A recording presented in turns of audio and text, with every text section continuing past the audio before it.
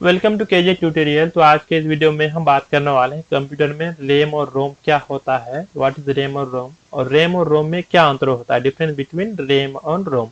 तो उसके लिए वीडियो को अंत तक जरूर देखिएगा, आपके बहुत ही काम आने वाले हैं। तो चलिए सबसे पहले हम जान लेते हैं रैम के बारे में।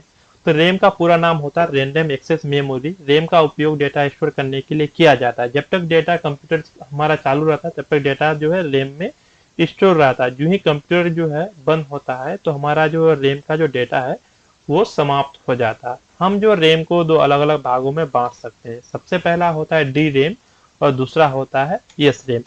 यानी डी रैम जिसका पूरा नाम होता है dynamic random access memory. S RAM की तुलना में इसकी डेटा जो है ना रीड करने की स्पीड थोड़ी कम होती है, जिसके कारण इसे बार बार रिफ्रेश करना होता है। वहीं पर हम दूसरा बात कर लेते हैं यस रैम, जिसका पूरा नाम होता है स्टैटिक रैंडम एक्सेस मेमोरी। तो इस रैम में डेटा स्थिर रहता है और इससे बार बार रिफ्रेश करने की जरूरत नहीं पड़ती। ये रैम भी वोलेटाइल मेमोरी होता है, इसलिए पावर ऑन रहने तक ही डेटा इसमें मौजूद रहता है। पावर ऑफ होते ही इसका डेटा भी क्या होता है, अपने आप डिलीट हो जाता है। जैसे देखिए क्या होता है, यहाँ पर जो देख सकते हैं वोलेटाइल का मतलब होता है कि जब तक आपके कंप्यूटर में जो पावर ऑन रहेगा तब तक उसमें डेटा रहेगा। जैसे आपने भी सुना होगा, आपने मोबाइल जब भी लेते हैं मोबाइल में भी आपने सुना होगा कि भाई हमारा जो है रैम कितने तक का है, ठीक है, कितना जीबी का है। तो उसी तरह से लैपटॉप में भी आपने सुना होगा कि जैसे 8 जीबी 16 जीबी इस तरह का। तो उसमें क्या होता है, जितना ज्यादा रैम रहेगा आप मल्टीपल टास्क बार बार उसको ज्यादा कर सकते हैं। कुछ हेवी सॉफ्टवेयर अगर चलाना हो, जैसे कि आपको क्या करना है, फोटोशॉप फोल्डर एक साथ ओपन करना, अगर आपका रैम कम रहेगा तो उसमें क्या होगा, डेटा स्टोर करने का भी क्षमता जो कम रहेगा। तो इसलिए आप जो है जब भी कुछ अगर हैवी प्रोग्राम करते हैं तो चाहे तो प्रोग्राम अगर आपका रैम ज्यादा नहीं रहेगा तो ऑटोमेटिकली क्लोज हो जाएगा, या फिर आपका कंप्यूटर बार बार जो है ना स्लो हो जाएगा, कभी कभार जो है आप हैंग भी हो जाता है। मेन ये प्रॉब्लम होता है, रैम ज्यादा रहता है तो स्टोर करने का क्षमता भी ज्यादा रहता है। चलिए अब हम बात कर लेते हैं यहाँ पर रोम। रोम का पूरा नाम रीड ओनली मेमोरी होता है। यह कंप्यूटर की प्राइमरी मेमोरी भी होती है। इसमें डेटा सेव रहता है, इसलिए इसे परमानेंट स्टोरेज भी कह सकते हैं। जैसे रैम जब तक कंप्यूटर चालू रहता है तब तक ही काम करता है, जबकि रोम का डेटा कंप्यूटर बंद होने के बाद भी सेव रहता है। सेव क्यों रहता है आपको बता देते हैं हम, कि जैसे देखिए हम जो है ना जब भी कुछ काम करते हैं कंप्यूटर में तो वो जब तक आप कंप्यूटर ऑन रहता है जो भी कंटिन्यूसली वर्क करते हैं जब तक सेव नहीं करते हैं वो डेटा हमारा रैम पे रहता है। जो ही सेव करते हैं वो डाटा हमारा ट्रांसफर होकर के चले जाता है किसमें, रोम में। चलिए हम रोम को भी दो तीन अलग अलग भागों में बांट सकते हैं, पी रोम, ईपी रोम और ईईपी रोम। इस तरह से तीन अलग अलग कैटेगरीज में उसको डिवाइड कर सकते हैं। तो सबसे पहले हम बात कर रहे थे पी रोम। पी रोम का पूरा नाम होता है प्रोग्राम रीड ओनली मेमोरी, ठीक है। ये काम मात्र में ही यस रैम चिप्स बनाने के लिए टाइम कंज्यूम और बहुत कॉस्टली भी होता है, जिस कारण जो है ना डेवलपर ने इस तरह का रैम बनाया है जिसे प्रोग्राम रीड ओनली मेमोरी यानी पी रोम के नाम से जाना जाता है। चलिए अब हम बात कर लेते हैं ईपी रोम, यानी इसका पूरा नाम होता है eligible programmable read only memory. ये एक विशेष प्रकार का रोम होता है जिसमें डेटा मिटा भी सकते हैं और फिर उसका उपयोग भी कर सकते हैं, और ये एक नॉन वोलेटाइल मेमोरी होता है। हम जो है ना ईपी रोम में क्या कर सकते हैं, हाई वोल्टेज प्राकृतिक किरण जो होता है ना उसके द्वारा हम जो क्या कर सकते हैं, इसके जो डेटा है उसको इरेज भी कर सकते हैं। अब हम बात कर लेते हैं ईईपी रोम के बारे में, जिसका पूरा नाम होता है electrically erasable program read only memory, जिसका डेटा किसी इलेक्ट्रिक चार्ज द्वारा भी मिटाया जा सकता है। ये अन्य रोम से थोड़ी धीमी होती है।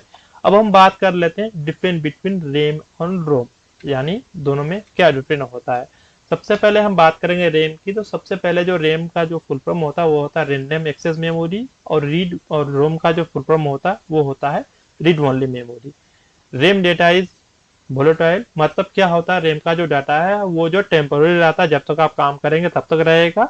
जो ही हमारा कंप्यूटर का जो है पावर कट होगा तो इसका डेटा ऑटोमेटिकली इरेज हो जाएगा। और रोम डाटा इज नॉन वोलेटाइल, यानी ये क्या होता है, परमानेंट डेटा होता है। जो ही आप कंप्यूटर से ऑफ करने से पहले जो भी डेटा आप सेव करते हैं वो हमारा रोम पे चले जाता है, ठीक है, जहाँ की पे हमारा डेटा परमानेंट जो है क्या होता है, सेव रहता है वहां पर। चलिए अब हम बात करते हैं तीसरा पॉइंट के बारे में, डेटा कैन बी मॉडिफाइड, ठीक है। इसका जो डाटा रैम का जो डाटा है इसको आप मॉडिफाइड कर सकते हैं। इसका जो डाटा रोम का डाटा कांट बी मॉडिफाई, इसके डाटा में किसी तरह का मॉडिफाई हम नहीं कर सकते हैं। सीपीयू जो है ना can access data store on RAM, ठीक है। अब सीपीयू जो है क्या कर सकता है, कोई भी डेटा को एक्सेस कर सकता है रैम से, रोम से डायरेक्ट नहीं कर सकता है।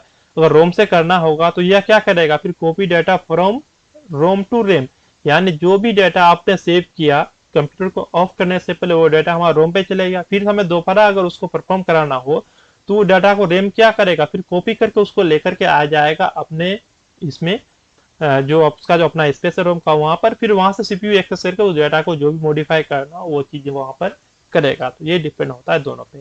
चलिए, RAM is faster memory than ROM, यानी रेम जो होता है ना वो इससे काम ज्यादा जल्दी करता है, बहुत ही ज्यादा जल्दी रिस्पॉन्स दे देता है। ठीक है, ROM is slower memory than RAM. अब हम बात कर लेते हैं 6 नंबर की, RAM is more expensive than ROM, यानी जो रेम होता है ना बहुत ही कॉस्टली होता है, 2 4 टाइम 5 टाइम जो है ना ज्यादा प्राइस होता है रोम से। ठीक है, ROM is lower price than RAM. अब हम बात करते हैं वोलेटाइल इन नेचर एक्सेप्ट, जैसे ये क्या होता है ना नेचुरली ये जो है ना वोलेटाइल ही होता है, क्योंकि इसमें कोई भी डाटा परमानेंटली नहीं रहता। जब तक आप वर्क करते हैं, जब तक आपका कंप्यूटर है, तब तक ये डाटा को एक्सेस करने के लिए देता है सीपीयू को।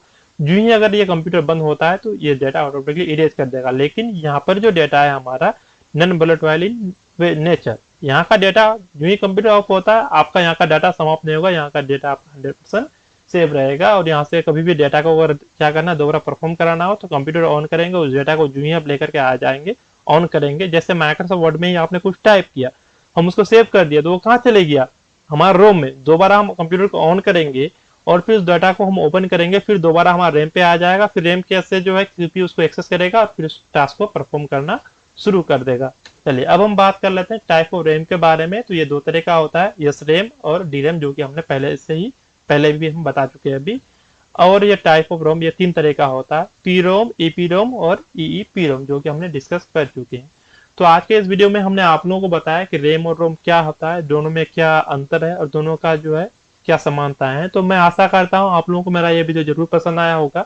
अगर आप लोगों को मेरा ये वीडियो पसंद आया तो वीडियो को लाइक करें, शेयर करें, साथ ही चैनल को सब्सक्राइब कर लें। Microsoft Word, Excel, PowerPoint या कंप्यूटर से रिलेटेड किसी भी तरह का क्वेश्चन चाहते हैं तो कमेंट बॉक्स में जरूर लिखें। वीडियो को पूरा देखने के लिए धन्यवाद।